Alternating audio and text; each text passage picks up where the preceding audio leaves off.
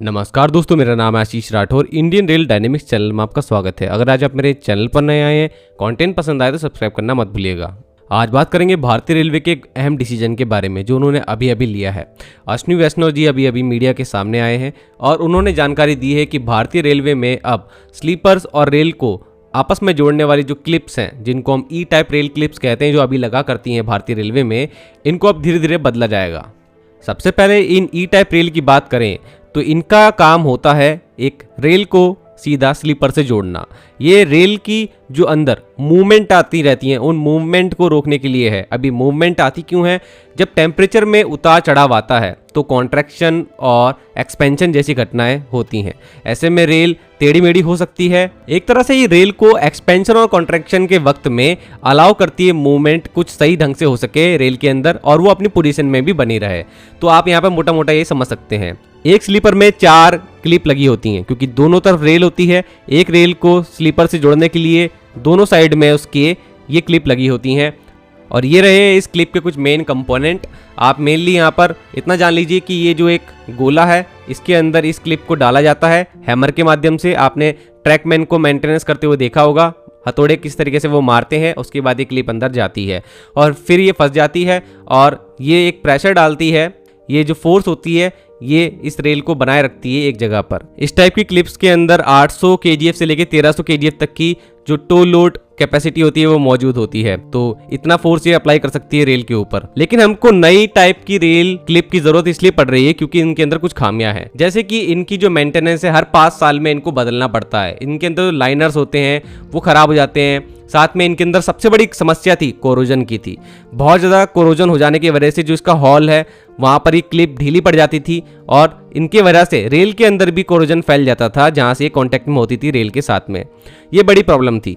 साथ में जहाँ पर आपका मॉइस्चर वाला इलाका हो गया या फिर एक समुद्री इलाका हो गया, वहाँ पर तो ये जो क्लिप्स हैं इनके अंदर मेंटेनेंस की बहुत ज़्यादा प्रॉब्लम थी क्योंकि जल्दी कोरोजन इनका वहाँ पे हो जाया करता था। एक बात और, यहाँ पर इनको बदलने के लिए जो ट्रेन रोकना भी पड़ती थी। आप लोगों को कई बार देखने को मिला होगा, रेड कलर का फ्लैग लगा करके ट्रैकमैन कई बार मेंटेनेंस कर रहे होते हैं इस तरीके की क्लिप्स को बदलने की। ये क्लिप्स ढीली हो जाती हैं और अपने आप निकल भी सकती हैं क्योंकि जो हॉल है वहां पर लगातार हैमर की मार से ये हॉल धीरे धीरे बड़ा हो जाता है। तो ट्रेन रोकने की भी जो एक बात है उससे क्या देखने को मिलता है कि कहीं ना कहीं ये ट्रेन के यातायात को बाधित भी करता है।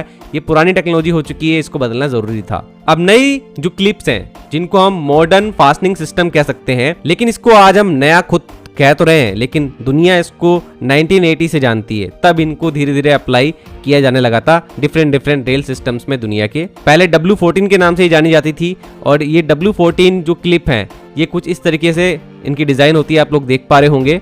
एक सेक्शन जो कि भारतीय रेलवे में पड़ता है, विजयवाड़ा वाला सेक्शन और विशाखापट्टनम वाले सेक्शन में कोरोजन का जो एक असर है वो देखने के लिए इस तरीके की W14 जो क्लिप है उनको लगाया गया वहां पर। और वहां पर देखा गया कि 18 साल पहले जब इनको लगाया गया था और आज भी इनके अंदर बहुत ही कम चेंजेस आए हैं। बहुत अच्छी तरीके से वहां पर ये अभी भी लगी हुई हैं। यहाँ से पता लगता है इनकी जो लाइफ साइकिल है वो काफ़ी अच्छी है, स्ट्रांग है, इनमें जल्दी से कोरोजन भी नहीं होता है।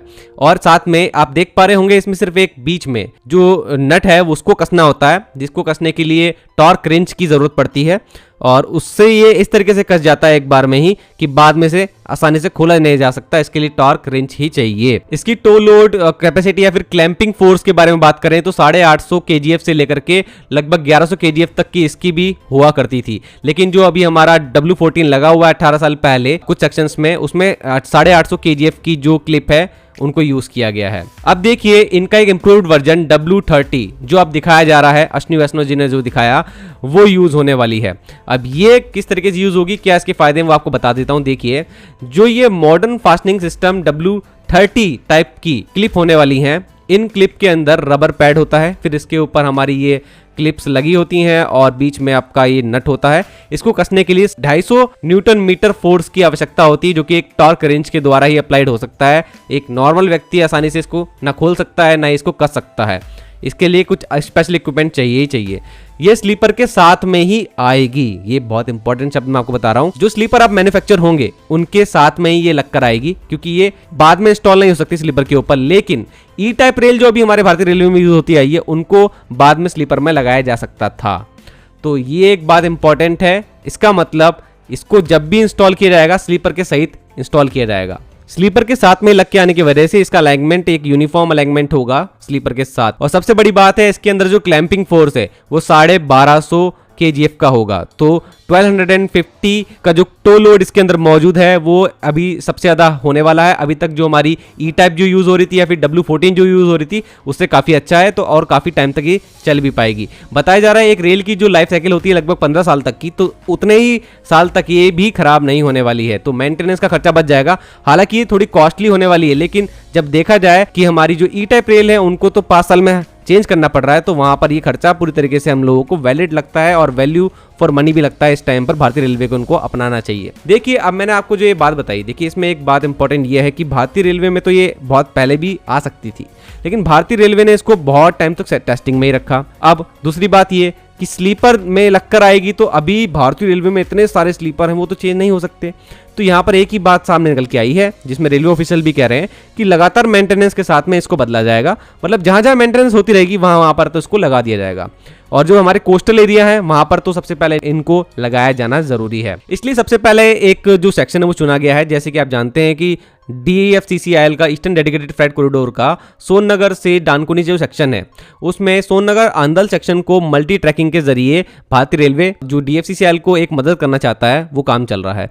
उस प्रोजेक्ट में लगभग 375 किलोमीटर में जो काम चलेगा दोस्तों, वहां पर इस तरीके की क्लिप का यूज किया जाना है। उसके लिए कुछ टेंडर निकाले जाएंगे आगे आने वाले टाइम में, यह भी बताया जा रहा है। तो वहां सबसे पहले आप लोगों को ये देखने को मिल सकती हैं जो अभी W30 क्लिप्स आने वाली हैं।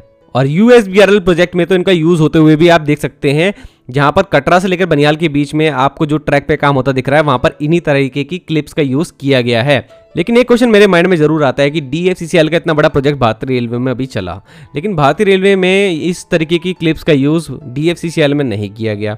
अब ये सोचने वाली बात है। हालांकि DFCCIL के ट्रैक बहुत ज़्यादा मजबूत हैं, लगभग 32 टन एक्सल लोड को झेल सकते हैं, जो कि एक मैक्सिमम एक्सल लोड होने वाला है भारतीय रेलवे में। तो यहाँ पर इस तरीके की रेल्स का यूज़ और हो जाता तो और अच्छी बात होती, मेंटेनेंस में थोड़ी कमी रहती। हालांकि यहाँ पर सिर्फ फ्रेट ट्रैफिक निकलने वाला है, वो भारतीय रेलवे ने कुछ ना कुछ सोच विचार करके ही इस तरीके का काम किया होगा। अब किस तरीके से भारतीय रेलवे में ये अप्लाई होगी वो तो मैंने आपको बता दिया, काफ़ी समय लगेगा। धीरे धीरे मेंटेनेंस के साथ में इन स्लीपर्स को बदला जाएगा। नए ट्रैक्स जो आगे डाले जाएंगे उसमें तो सिर्फ इसी तरीके की स्लीपर जिनमें ये क्लिप लगी होगी वही अप्लाई होंगे। और यहाँ पर एक बात और इम्पॉर्टेंट बता दूं आप लोगों को कि रेलवे ऑफिशियल्स ने ये भी बताया है कि अभी 4 लाख जो इस तरह की क्लिप्स हैं उनका प्रोक्योरमेंट जो रेलवे डिपार्टमेंट जो स्टोर संभालता है उसको बोल दिया गया है कि पर ईयर करना है। और इस तरीके से यहाँ पर इनका धीरे धीरे जो ग्राफ है वो बढ़ाया जाएगा प्रोक्योरमेंट का, और ज़्यादा मात्रा में ये बनाई जाएंगी। मेक इन इंडिया के तहत ही बनाई जा रही हैं, तो जितना तेजी से मेंटेनेंस होगा ट्रैक का उतना तेजी से इनको लगाया जाएगा रेलवे में। धीरे धीरे लकड़ी के जो स्लीपर हुआ करते थे वहां से आज हम कंक्रीट के ज़्यादा हाई स्ट्रेंथ वाले स्लीपर तक अगर आ गए हैं, तो इनको भी लगाने में इतना ही लगभग समय लग जाएगा। यही एक तरह का प्रोसीजर रहेगा, जैसे जैसे मेंटेनेंस होगी वैसे वैसे काम होगा इसको लगाने का। लेकिन यहाँ पर भारतीय रेलवे ने एक थोड़ी गलती कर तो दी है, जो कि वो हमेशा बहुत से प्रोजेक्ट में करती आई है। लगभग 20 साल पहले ये फैसला ले लेना चाहिए था, उस टाइम की सरकारों को भी यहाँ पर ध्यान देना था। बार बार ये चीज़ें करना और इनमें कितना समय बर्बाद होता है, और ट्रैफिक अब इतना बढ़ चुका है कि उसको रोक करके काम तो नहीं हो सकता। तो ये धीरे धीरे इस साइकिल में भारतीय रेलवे फंस जाएगा। ऐसे मेंटेनेंस ज़्यादा नहीं कर सकता है भारतीय रेलवे, जानता है। आपकी क्या राय है जरूर से कमेंट सेक्शन में बताना। आज के लिए इतना ही। वंदे मातरम, भारत माता की जय।